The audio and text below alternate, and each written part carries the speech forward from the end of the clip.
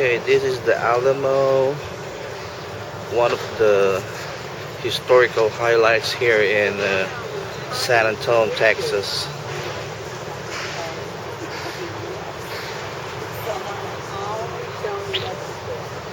This is where the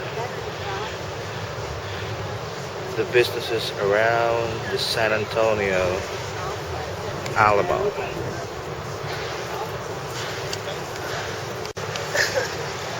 Alright, that's me.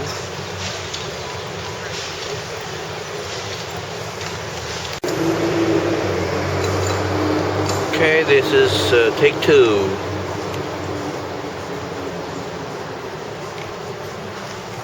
The Alamo.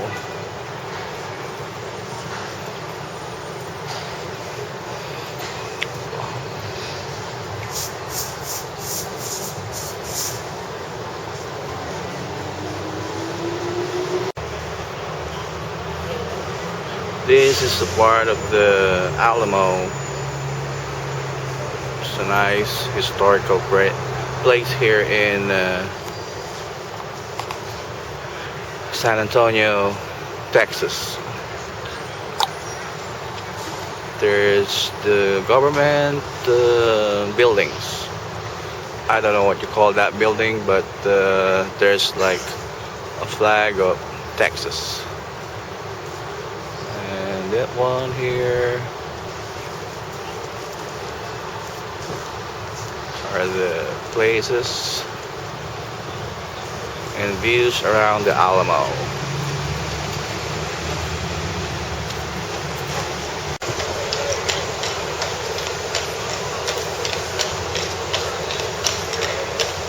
I'm here in San Antonio, Texas. Look at the tours. That's the trolley.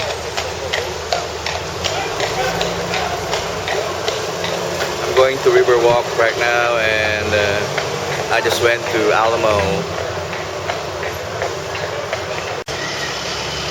This is the Alamo Plaza.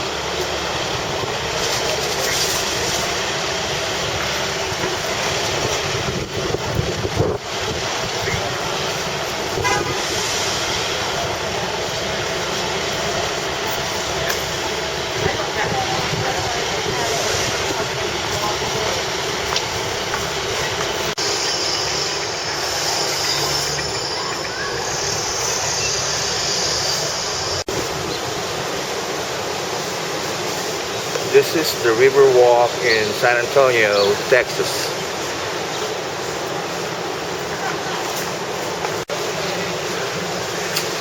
Nice boat. The river boat. The Riverwalk.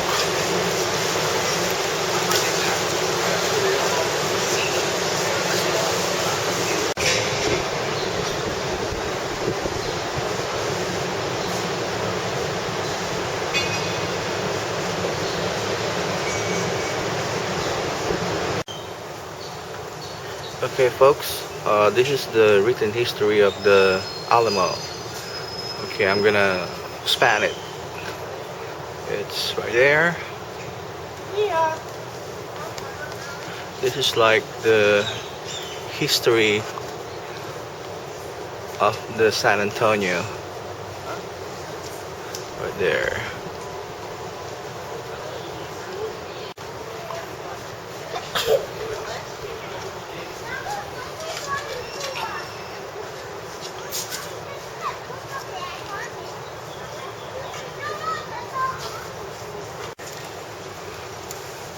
Ito lang parang ano,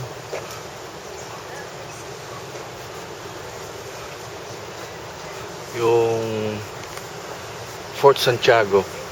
Parang Fort Santiago ang katapat sa atin. Pero mas maganda pa rin yung sa atin. Andun si Jose Rizal eh.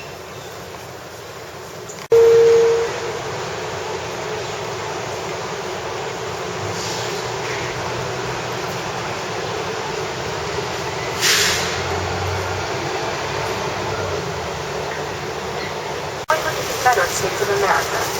Governor Alright, I'm in the sightseeing tour. I'm here in Texas, San Antonio. South Carolina. During the next 4 years, fierce fighting would take place in Texas.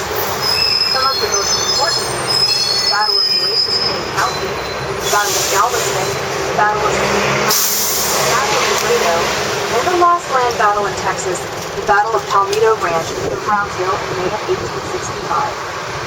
The Trans-Mississippi Department of the Confederacy, General Gordon Granger, again in Galveston, issued an order that the Emancipation Proclamation was in effect in Texas and ended slavery in the state.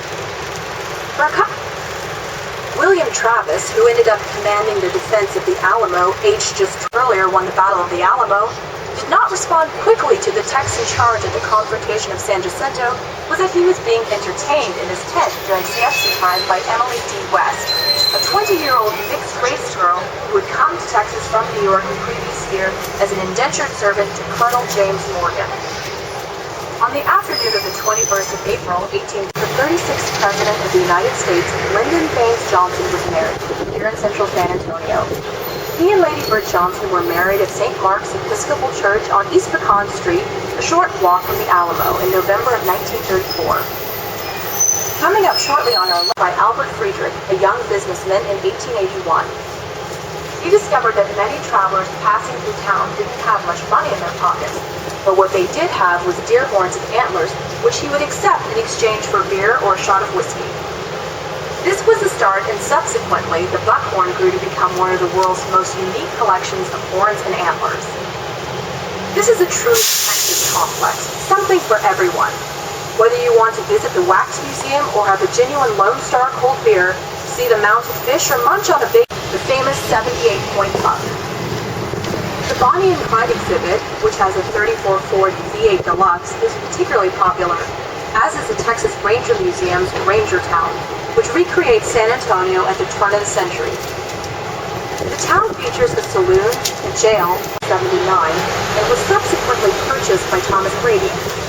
He restored the theater and reopened it as a family theater in 1890. In 1913, he built the new Empire on the same site. It was much larger and had improved acoustics, electric lighting systems, fans, and stage equipment.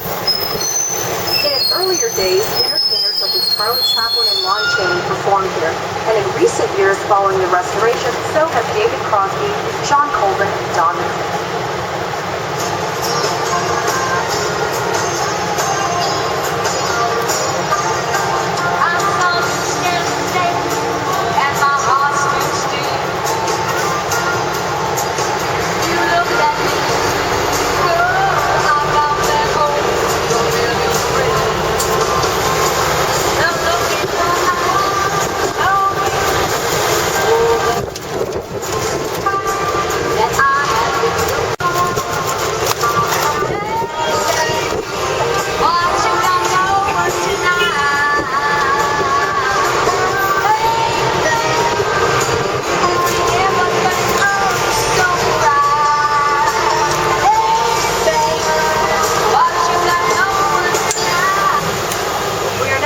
The impressive San Fernando Cathedral to our left. It has always been at the heart of San Antonio. It is a special place that occupies a unique position in this city, and for the many thousands of visitors who come and visit every year. In 2007, an exhibit to commemorate the 20th anniversary of Pope John Paul II's historic visit to the Alamo City was unveiled in the Cathedral Museum.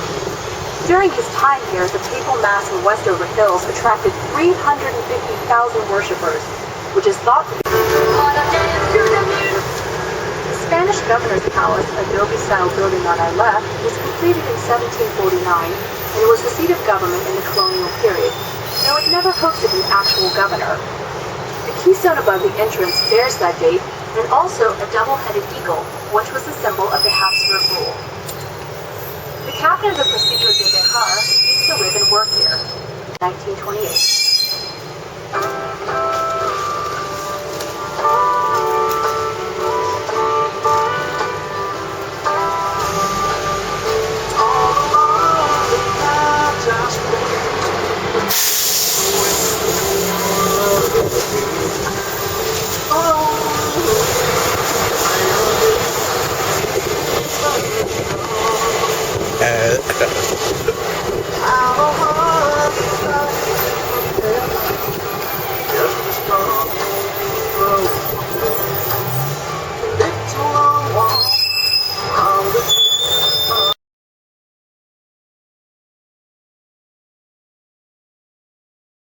and was opened in 2007. It is America's largest museum celebrating Latino culture. The colorful museum building injects modern architecture and boldness into the area. As an affiliate of the Smithsonian, the museum will have access to some of the world's leading cultural experts, as well as the institution's collection of over 140 million objects. The Alameda Museum is the official state Latino museum of Texas. The museum is normally open every day except Monday. The exhibits regularly change. There is no permanent collection. Exhibits try to explore themes such as what America represents for Latinos and what their homeland signified too.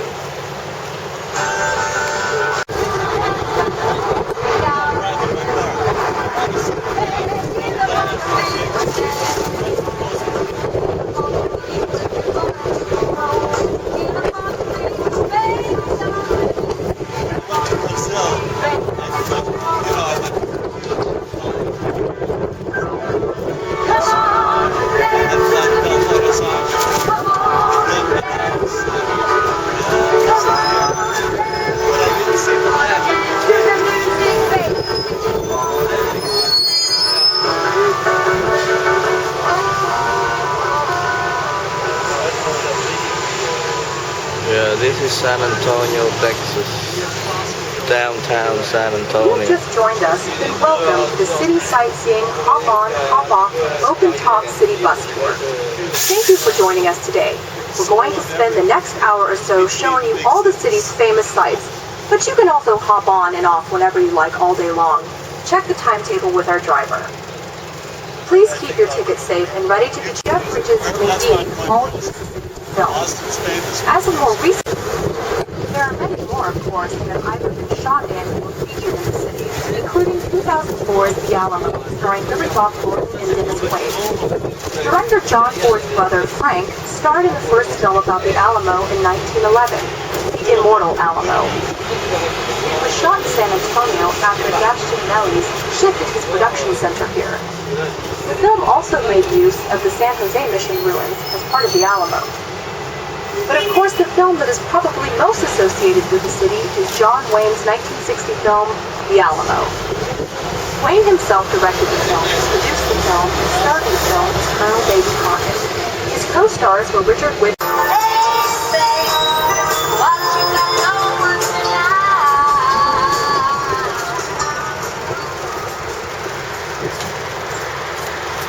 We are now coming up to the Market Square, El Mercado, an area of the city which dates back to the early 1800s. Market Square plays an important role in the individuality of San Antonio. It is a favorite place for tourists and locals alike. Market Square reflects the vibrancy there always has been in San Antonio. This most colorful area is located between De La Rosa, Santa Rosa, and Commerce Streets.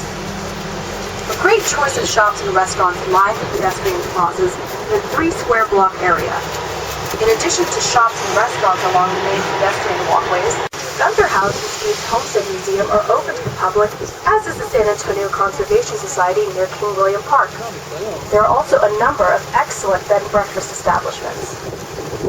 The area was originally farmland, irrigated by waterways flowing from the San Antonio River, owned by the 1718 Mission San Antonio de Valero. From 1794, the missions were fully secularized, and the land belonging to Mission Concepcion was bought, sold, and divided into tracts by land speculators beginning in the 1840s. Carl Gunther, a German immigrant, was one of the first to settle.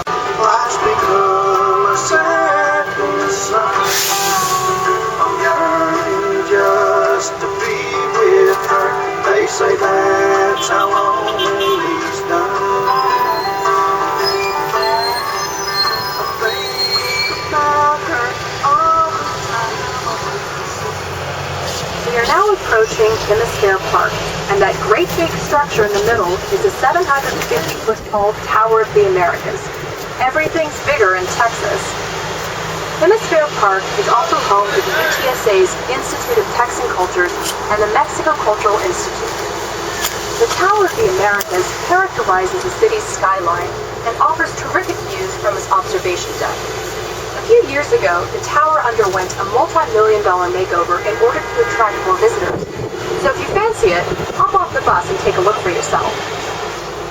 Hemisphere Park was built for the 1968 World's Fair Exposition, celebrating the 250th anniversary of the founding of the city. The theme of the exhibition was the confluence of civilization in the Americas, and celebrated the shared heritage of Latin America and San Antonio. The exposition ran from April to October of that year, and one of the big successes was the Institute of Texan Cultures, which examines how many different ethnic groups have contributed to Texas, its growth, and its success over the years. The park is designed by world-renowned sculptor Sebastian and commemorates the relationship and increasing commercial ties between Mexico and the United States.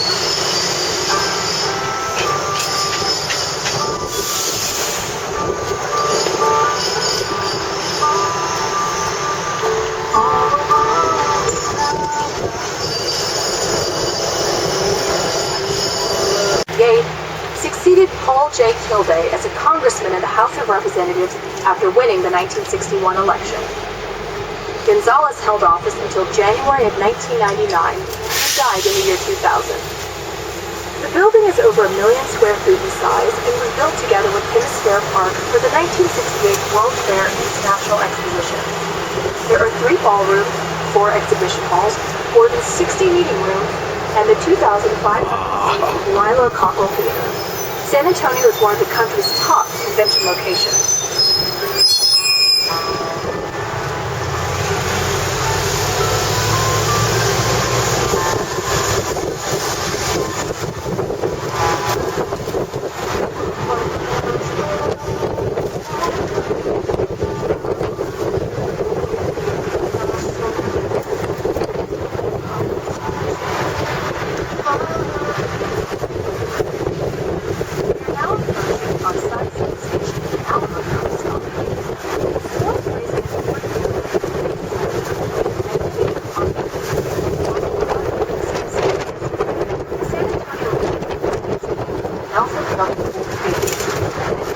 Downtown is the impressive Texas where San Antonio American hockey league to play. Many in the city would like to have a team in the NFL, and San Antonio has regularly hosted preseason camps of the Dallas Cowboys at the imposing Alamo Dome. The stadium hosted 3 New Orleans Saints regular season Buffalo Bills, the Atlanta Falcons, and the Detroit Lions. The Alamo Dome has in the past also hosted college football, UIL championships, monster truck shows, basketball games, and events such as the circus, dog shows, and major music concerts. It has a seating capacity of 65,000, but can also be expanded to accommodate up to 72,000. Construction began in 1990, and it opened in 1993 at a cost of nearly $200 million. For horse racing, there is the track at Sertoma Park, which opened in 1995, 15 minutes north of the city of Selma. Live racing is generally held several times a week from the spring through to the fall.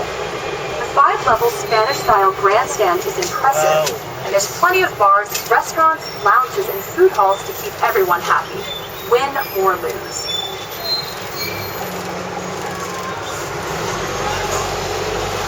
Lucille Fay